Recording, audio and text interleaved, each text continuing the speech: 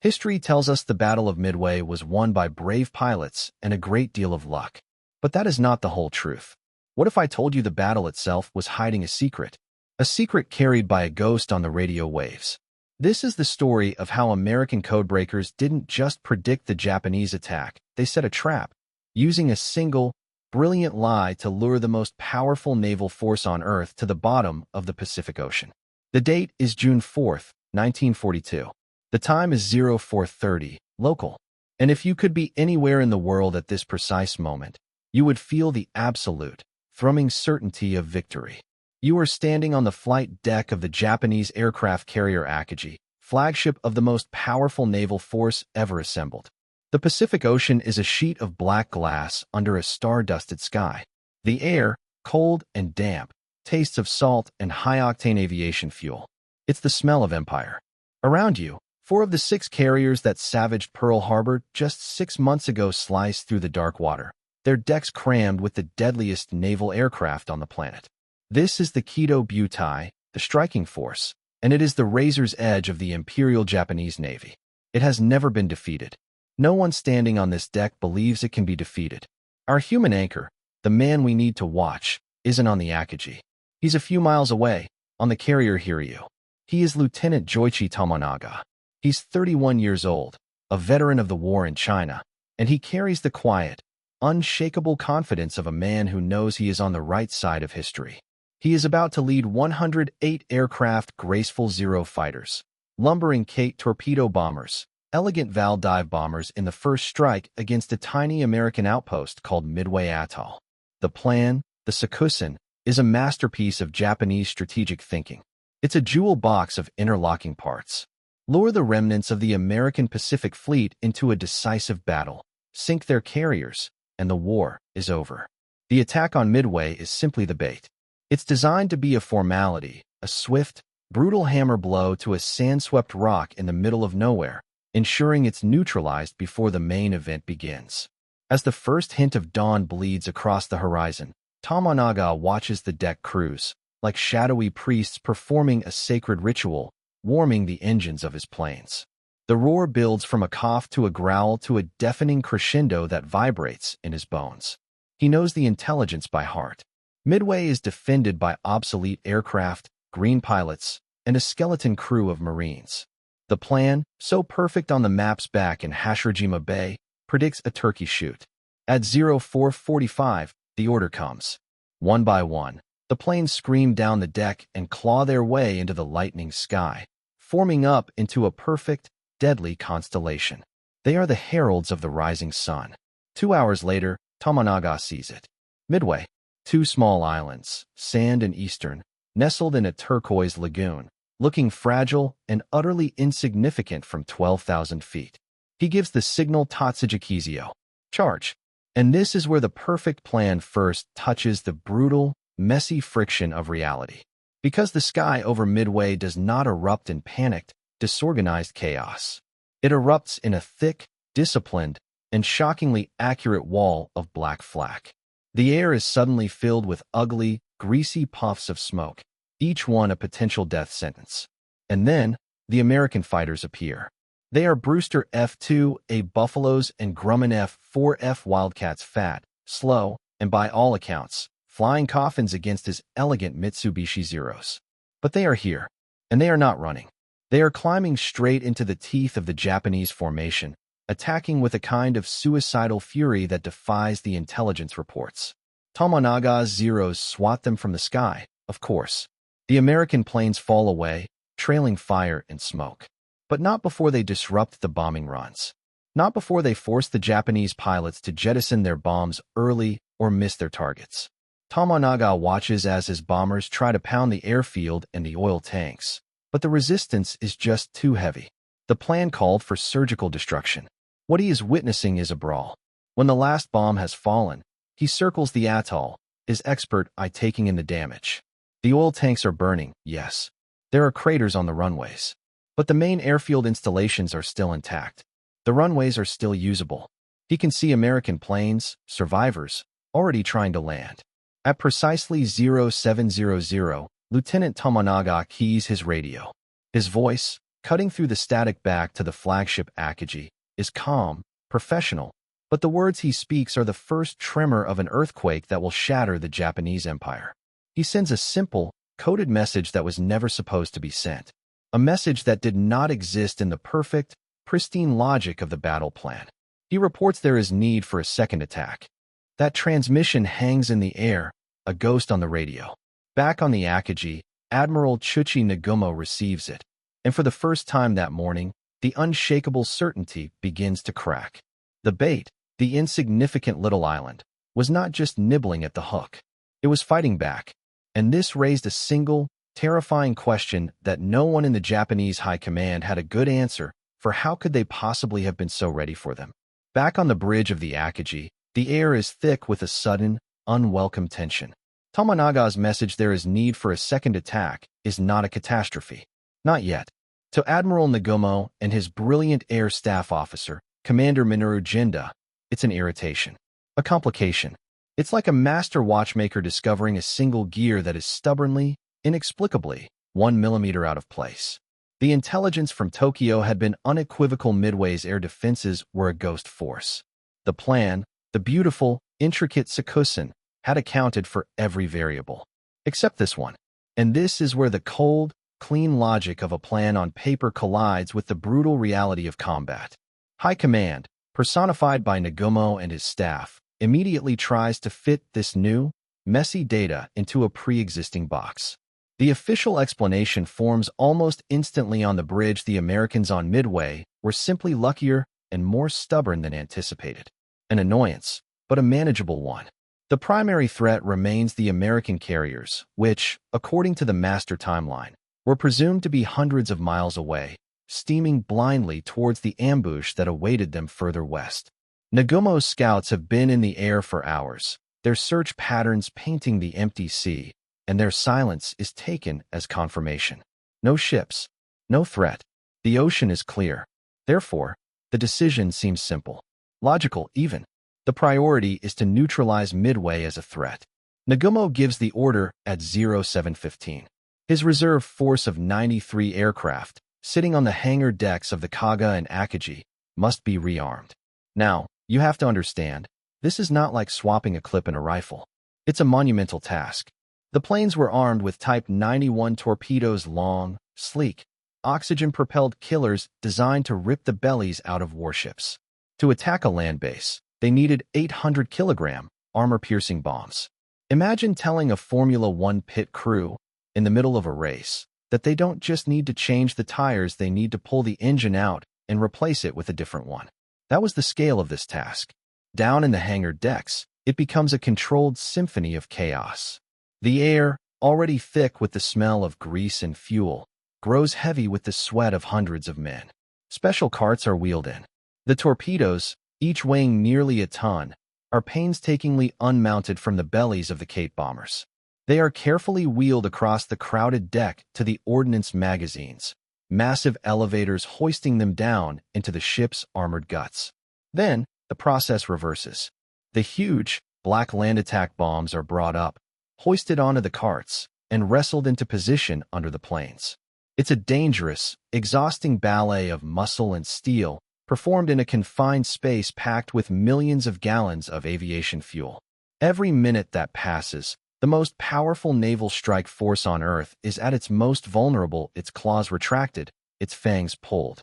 The official story is still in control. Eliminate the nuisance on Midway, then rearm again for the American fleet when it finally shows up in a day or two. It's a sound, conservative plan based on the known facts. But the fog of war, that invisible antagonist, had already played its hand. A single, simple fact, buried in the chaos of the morning launch, had gone unnoticed by the admirals.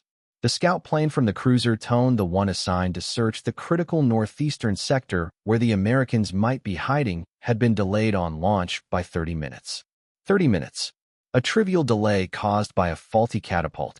At 0728, just as the rearming process is reaching its halfway point, the point of maximum chaos, with bombs and torpedoes littering the hangar decks, a frantic message crackles over the radio.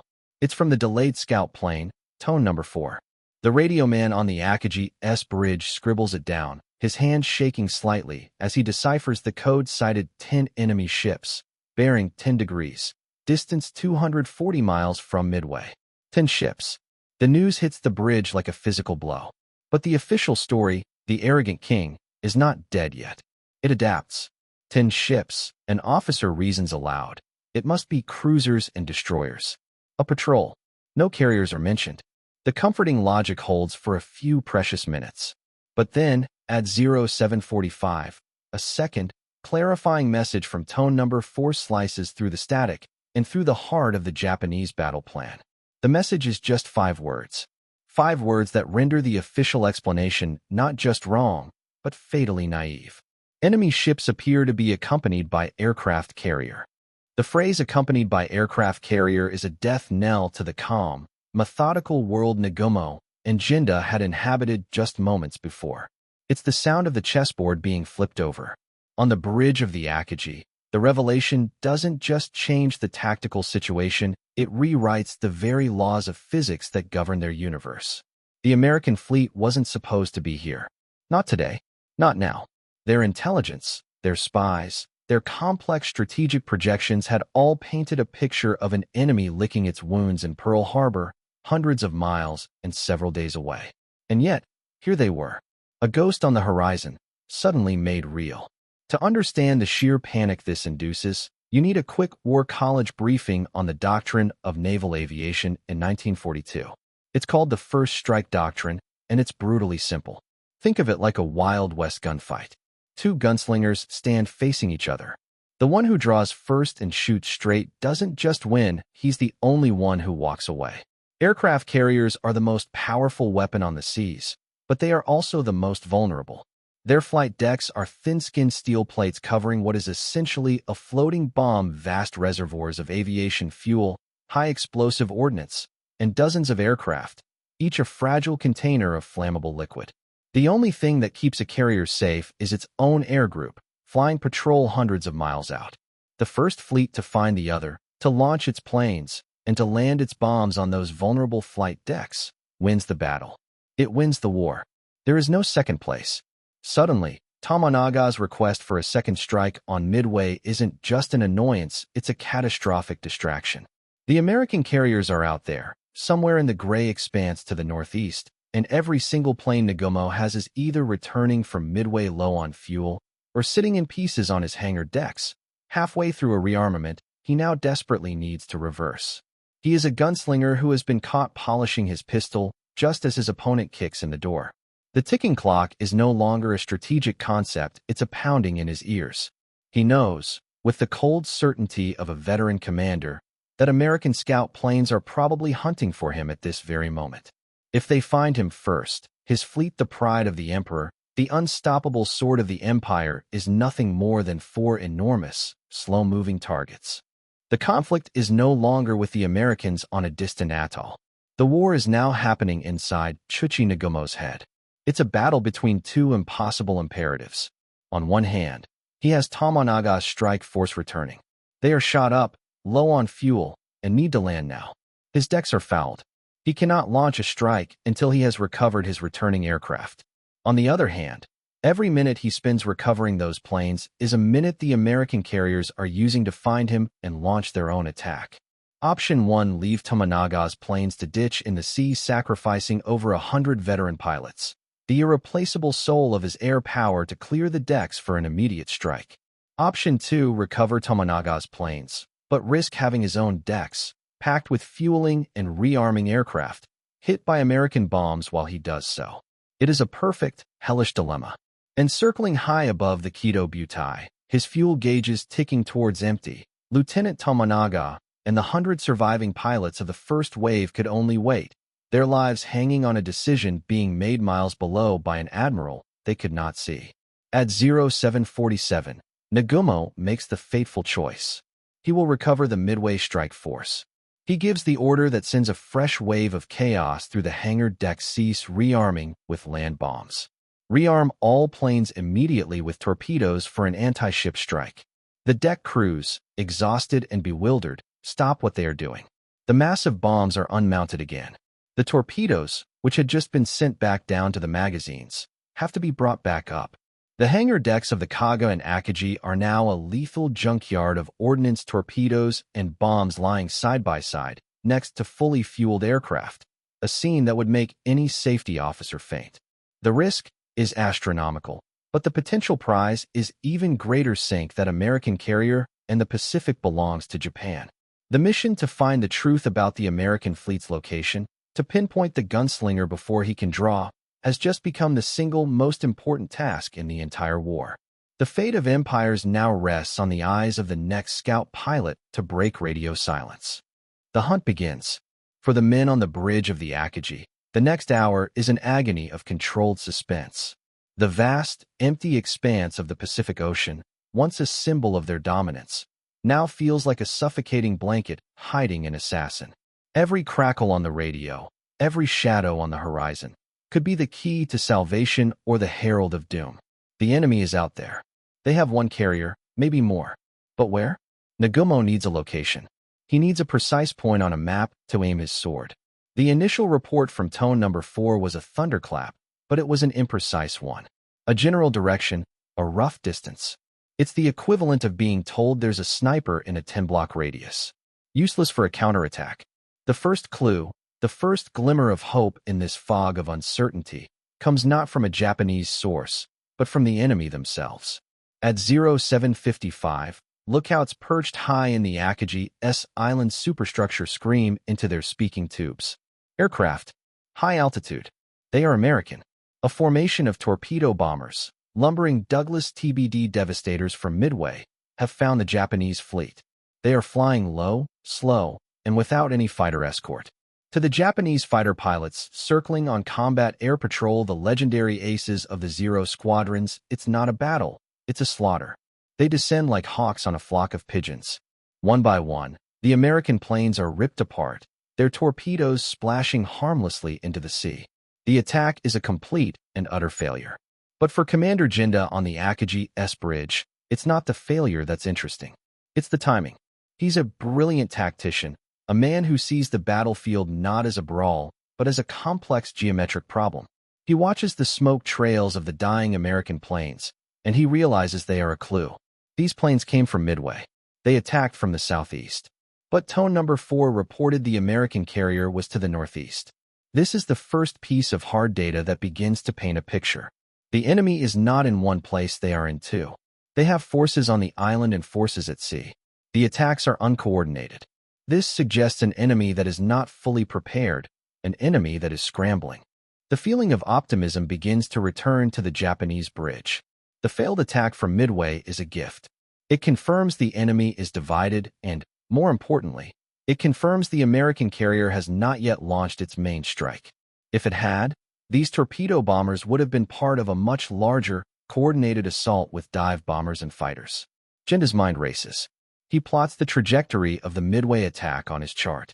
He plots the estimated location of the American carrier from the scout plane's report. He can now draw a line, a vector. The Americans are out there, to the northeast, and they are still organizing. The window of opportunity, which seemed to be slamming shut, has just been propped open again. At 0820, the second piece of the puzzle clicks into place. A follow-up report from Tone Number 4 finally arrives. It is the piece of information Nagumo has been praying for. Enemy fleet is 5 carriers, 10 cruisers. The number is wrong. The scout pilot mistakes 2 of the carriers, but the core message is electrifying. It's not one carrier. It is the entire remnant of the United States Pacific Fleet. They have found them. All of them. In one place. The lure has worked better than they could have ever imagined. The despair of an hour ago evaporates and is replaced by a surge of adrenaline, of pure, predatory excitement. This is no longer a battle of survival. It is the decisive battle, the one they had dreamed of. The Kantai-Kessen. The entire strategic objective of the Midway operation to draw out and annihilate the American fleet is now laid bare before them on a single, grease-penciled chart. The moment of supreme victory is at hand. All they have to do now is strike first. The elation on the Akagi's bridge is blinding. It's the intoxicating rush a master strategist feels when the enemy moves exactly as predicted, stepping flawlessly into the crosshairs. Jinda and Nagumo see the board with perfect clarity. The American fleet, located and identified, is the ultimate prize. The Midway problem is a footnote. The path to victory seems simple, direct, and glorious. They have weathered the initial, clumsy attacks from the island. Tomonaga's battered strike force has been recovered, the last plane touching down around 0910. The decks are finally being cleared. The rearming of the reserve aircraft with ship-killing torpedoes is nearing completion. The gunslinger has holstered his weapon, reloaded, and is now taking careful aim. This is the moment the Japanese battle plan, resurrected from the brink of disaster, reasserts its authority. It is beautiful in its logic. The Kido Butai will turn northeast, close the distance to the unsuspecting American carriers, and launch a single, overwhelming blow. A massive strike of nearly 100 aircraft, piloted by the best naval aviators in the world, armed with the peerless long-lance torpedoes and armor-piercing bombs. It will be Pearl Harbor all over again, but this time at sea. This time, there will be no escape. The plan is so perfect, so mathematically certain, that it feels preordained. The gods of war are smiling on the Empire of Japan. And it is precisely here, at the peak of their confidence, that the Japanese High Command makes the single, most catastrophic miscalculation of the entire Pacific War. The promising lead, the beautiful, clear picture of the enemy's location, turns out to be not just a clue, but a fatal trap. They believe they are the hunters, stealthily closing in on their prey. But the truth is the complete opposite. They are not the hunters. They have been the hunted since dawn. Deep within the bowels of the American carrier USS Enterprise, in a cramped, windowless room filled with radio equipment, a small team of men have been playing a different game entirely. These are the codebreakers of the Combat Intelligence Unit, the spiritual descendants of the teams at Pearl Harbor's Station Hypo. For months, they have been performing a miracle. They have been listening to the ghost signals of the Japanese Navy, painstakingly breaking down the complex JN-25 naval code. They are not just codebreakers, they are linguistic detectives, piecing together a language they barely understand from fragmented whispers in the static. They had predicted the attack on Midway. They knew the date. They knew the objective. They knew the Japanese order of battle. The entire ambush, the brilliant Japanese Sakusen, was not a secret. It was an open book. The American admirals, Nimitz in Hawaii and Fletcher and Spruance at sea, were not sailing blindly towards a trap. They were sailing deliberately towards a prearranged kill zone. They knew Nagumo was coming. The only thing they didn't know was his precise location. The clues Nagumo and Jinda had been so brilliantly assembling were, in reality, echoes of their own actions being perfectly interpreted by the enemy. The clumsy, suicidal attacks from Midway that morning? They weren't a sign of American disorganization. They were a deliberate sacrifice. They were human tripwires, sent out with the express purpose of finding the Kido Butai and reporting its position, no matter the cost. When the torpedo bombers from Midway attacked, their sacrifice was not in vain. Their frantic, final radio messages found the enemy carriers. Position had been received. The scout plane, Tone Number 4, which Nagumo believed was his salvation, was simply confirming what the Americans already knew. The Japanese believe they are taking careful aim.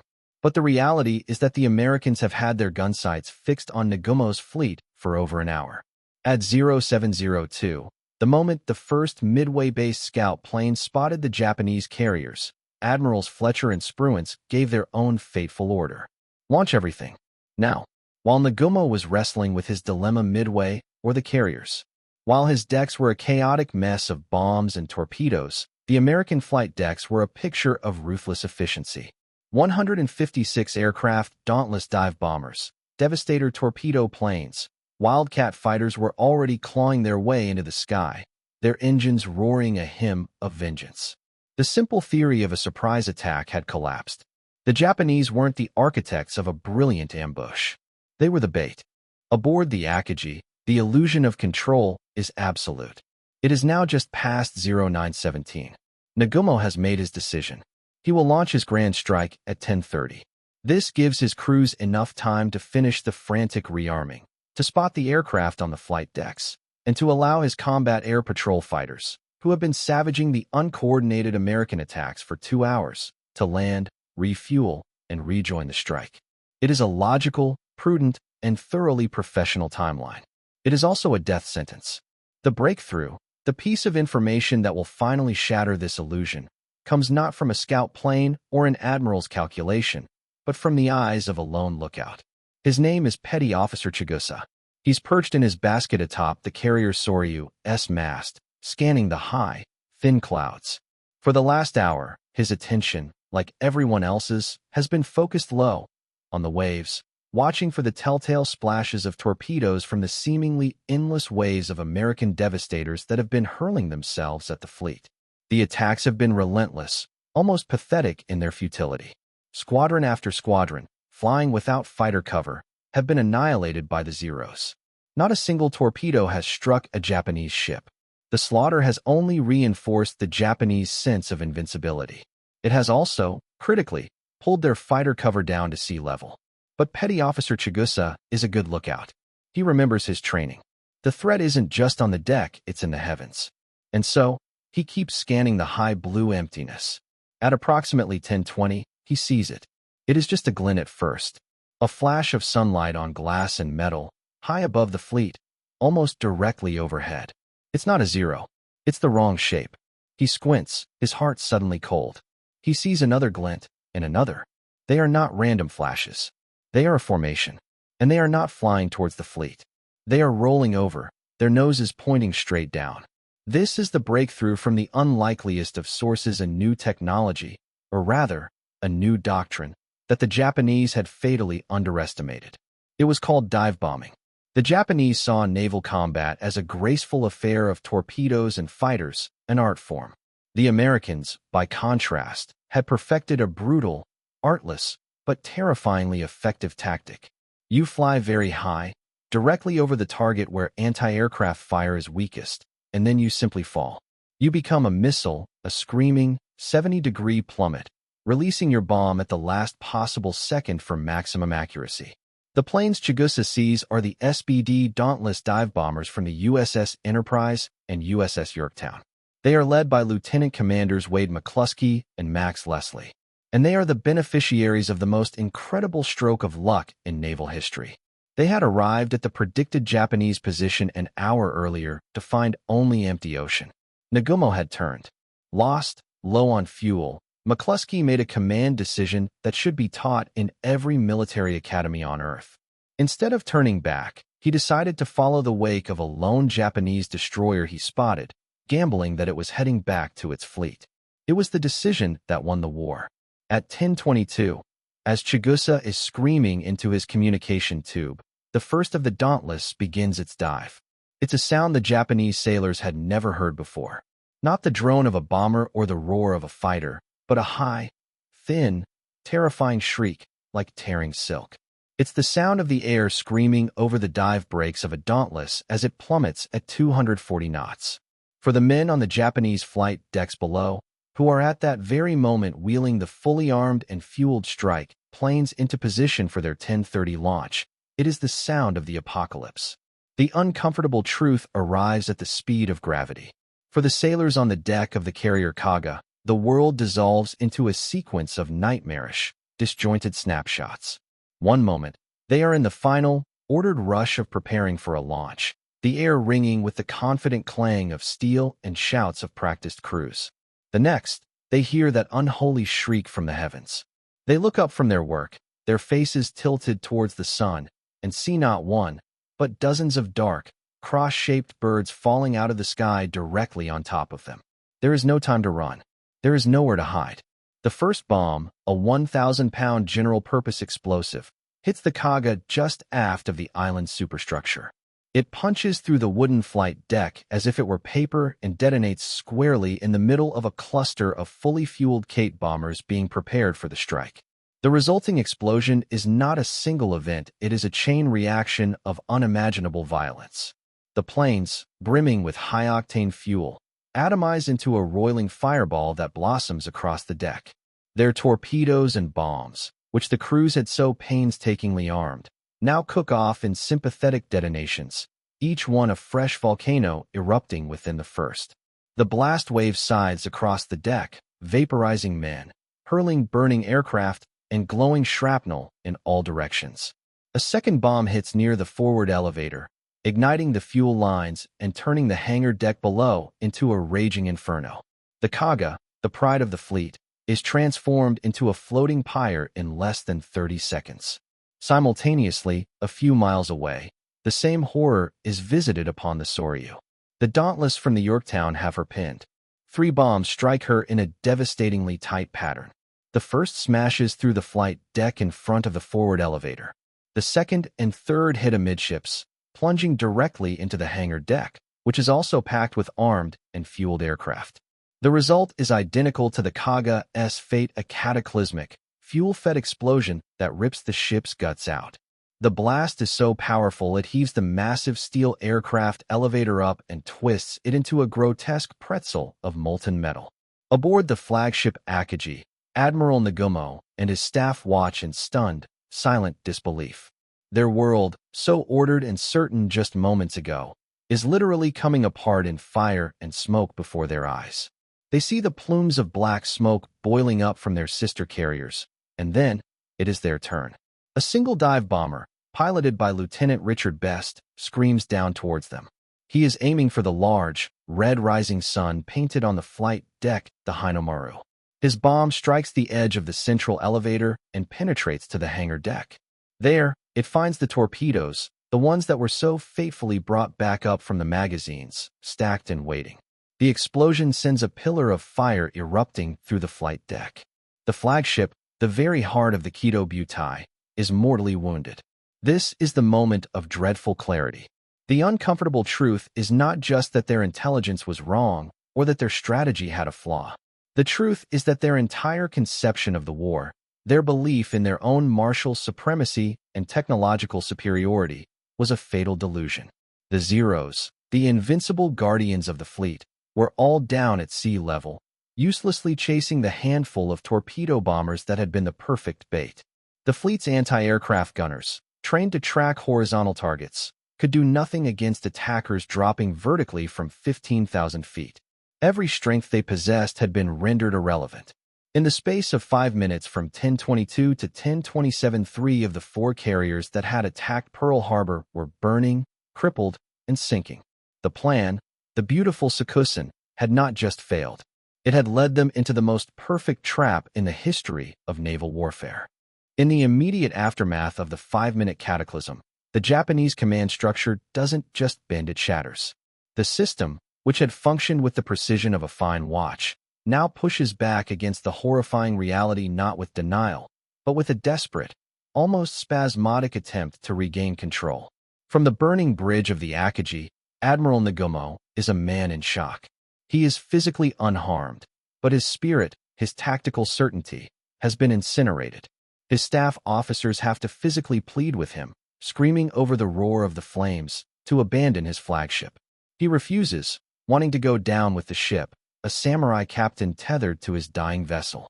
Finally, his chief of staff, Rear Admiral Ryonosuke Kasaka, grabs him by the arm and drags him away, forcing him to transfer his command to the light cruiser Nagara.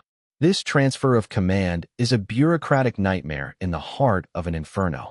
Flag signals have to be prepared and hoisted, but the signal masts on the Akagi are collapsing. Radio messages are sent, but the airwaves are a chaotic mess of frantic damage reports and dying screams. Nagumo, the central processing unit of the entire operation, is effectively offline. He is a king without a throne, floating in a small boat between burning pieces of his kingdom. The official reaction from high command is, for a crucial hour, complete and utter silence. Meanwhile, a few miles away, aboard the last surviving carrier, the Hiryu, a different kind of system pushes back. Her commander, Rear Admiral Taman Yamaguchi, is the polar opposite of the cautious, methodical Nagumo. He is a fiery, aggressive gambler, the embodiment of the samurai spirit.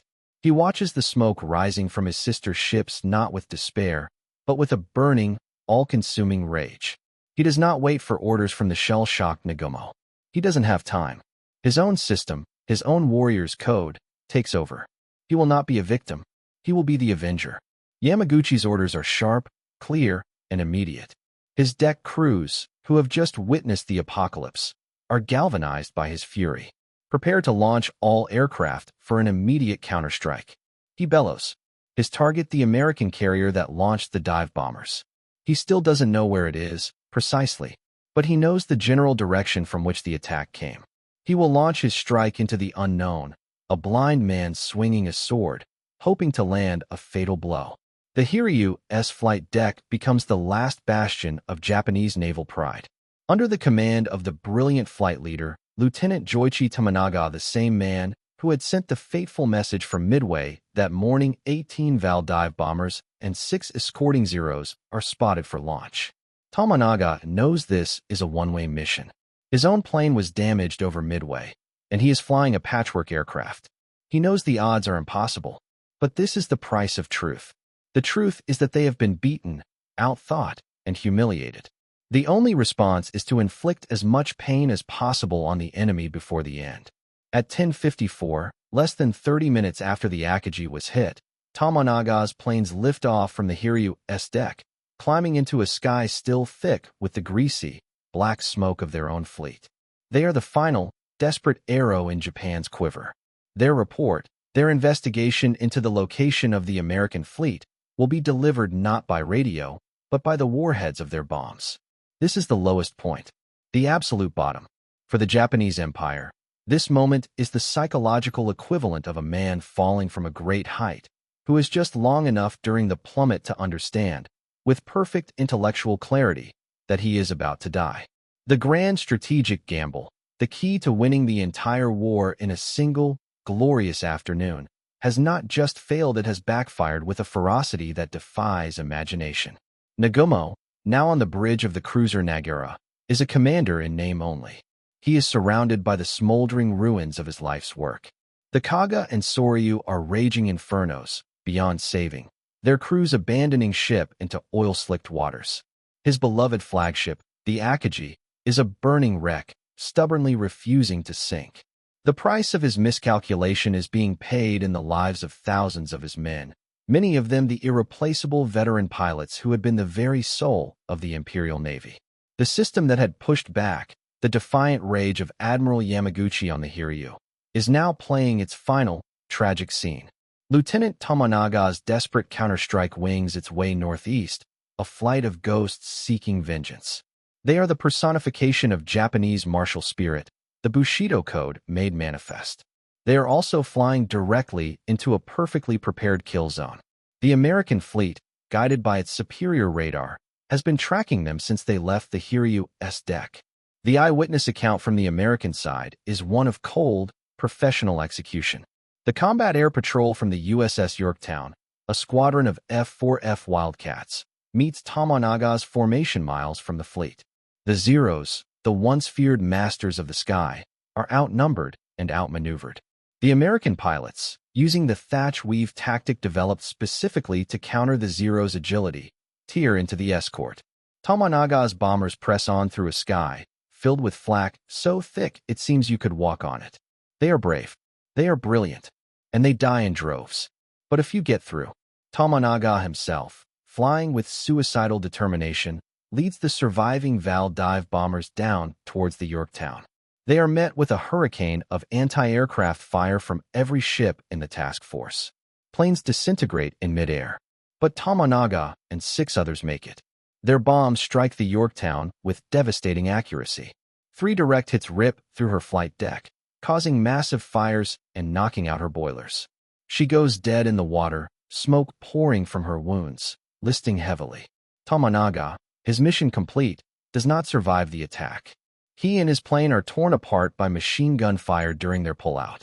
Back on the Nagara, Nagumo receives the triumphant report from the surviving pilot's enemy, carrier heavily damaged and burning. For a fleeting moment, a flicker of hope. They have drawn blood. They have evened the score. Yamaguchi, aboard the Hiryu, wastes no time. He launches his second and last wave at 12:45, 10 torpedo bombers and 6 Zeros, led by Lieutenant Toshio Hashimoto. They follow the smoke trail of the burning Yorktown like moths to a flame. This final act of defiance, however, is built on a lie. They believe they are attacking a second, different American carrier. They do not know that the American damage control teams aboard the Yorktown are performing a miracle. In under 2 hours, they have patched the flight deck, extinguished the major fires, and gotten the ship moving under her own power. When Hashimoto's torpedo bombers arrive, they see what looks like an undamaged operational carrier. They attack with textbook precision, and two of their torpedoes slam into the Yorktown's hull, ripping her open and causing a catastrophic list. This time, the damage is fatal. The order is given to abandon ship. Yamaguchi has now done the impossible. He has, he believes, sunk 2 American carriers. The score is 3-2. It is a catastrophe, but perhaps a survivable one. But the disaster they tried to prevent, the one that had been set in motion hours ago, was now irrevocably circling back. While the Hiryu's planes were attacking the Yorktown, American scout planes from that very same carrier had found their target. They had found the last, lonely Japanese carrier. And now, a new flight of dauntless dive bombers, a composite force from the Enterprise and the now crippled Yorktown, was on its way. The crushing weight of their initial failure, the failure to see the trap, was about to come down on the Hiryu, the last, defiant heart of the Kido Butai. The catastrophe unfolds with the grim, inexorable logic of a Greek tragedy.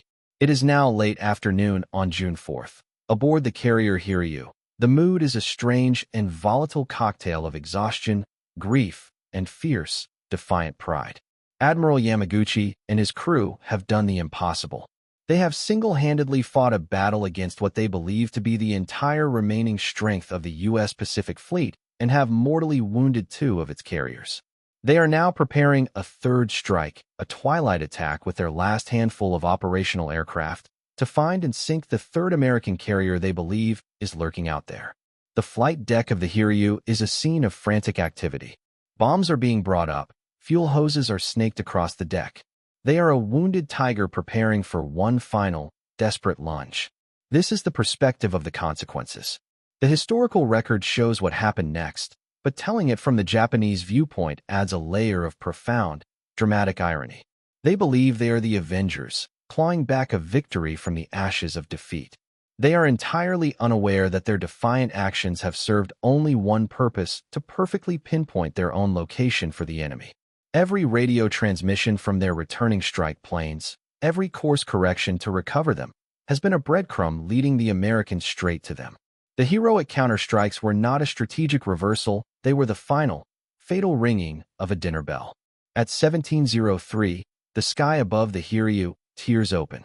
Lookouts scream a warning, but it's too late. 24 dauntless dive bombers from the USS Enterprise, including planes from the now-abandoned Yorktown, are already rolling into their attack dives. For the crew of the Hiryu, it is a horrifying case of déjà vu.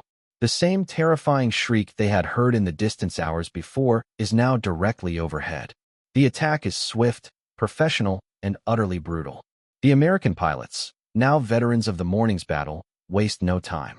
They ignore the zeros on combat air patrol and focus with single-minded fury on the carrier below. For 1,000-pound bombs strike the Hiryu in the space of a minute. The first one hits the forward flight deck, peeling back the steel plate like the lid of a tin can and hurling the forward elevator against the island superstructure. The next 3 bombs hit amidships, turning the hangar deck, packed with fueling planes and ordnance for the third strike, into an instantaneous inferno. The fires are immediate and uncontrollable. The ship loses all power. From the bridge of the cruiser Nagumo and his staff watch the 4th and final pillar of black smoke join the other 3 on the horizon. The Kido Butai, the most feared naval force on the planet, has ceased to exist in the span of a single day. The avoidable losses are staggering. For fleet carriers, a heavy cruiser, over 240 of their best aircraft, and more than 3,000 men, including a generation of irreplaceable veteran pilots and 2 of their finest admirals Yamaguchi and the Hiryu's captain, Tomio Kaku, would choose to go down with their ship. This is the tragic, avoidable outcome they had been warned about, not by a whistleblower, but by the very laws of war they thought they had mastered. The initial warning was Tomonaga's report from Midway, the first sign of friction. The second warning was the sighting of the American carrier, the proof that their intelligence was fatally flawed. Their system, their rigid adherence to a beautiful but brittle plan, had pushed back against these truths, dismissing them, trying to force them into a pre-existing box. And now, the bill for that arrogance had come due. paid in the fire and twisted steel of their last carrier, a lonely funeral pyre burning on a darkening sea. The hunt for the truth had ended in the destruction of the hunters themselves. Decades pass. The roar of engines and the screams of dying men fade into the quiet rustle of paper in an archive. The Empire of Japan is a memory, replaced by a bustling, peaceful democracy. The great carriers, once the pride of two nations, are now just coordinates on the seabed, their steel hulls slowly surrendering to the crushing dark of the Pacific abyss. The men who fought at Midway grow old, their memories softening, their stories shared with grandchildren who can scarcely imagine the world their grandfathers inhabited.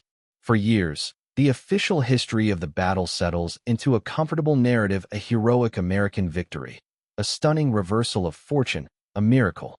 And then, in the 1970s and 80s, the declassified files begin to surface. Boxes of brittle, yellow documents are pulled from secure vaults in Washington and, eventually, in Tokyo. Codebreakers, who had been sworn to secrecy on pain of treason, are finally allowed to tell their stories. The most critical of these revelations comes from the careful, painstaking work of American and Japanese historians who begin to cross-reference the after-action reports of both sides. They lay the Japanese records of Nagumo's decisions, his scout plane launch times, his rearmament orders, his radio logs directly alongside the newly declassified American intelligence intercepts. It is like placing two halves of a torn photograph together. The declassified file isn't a single document, it's a new, shattering mosaic of understanding. The key piece of evidence, the truth that comes to light, is the full, stunning scope of the American code-breaking effort at Station Hypo. We learn that Commander Joseph Rockefort and his team hadn't just predicted the attack, they had created a complete psychological and strategic portrait of their enemy. They knew the Japanese call signs.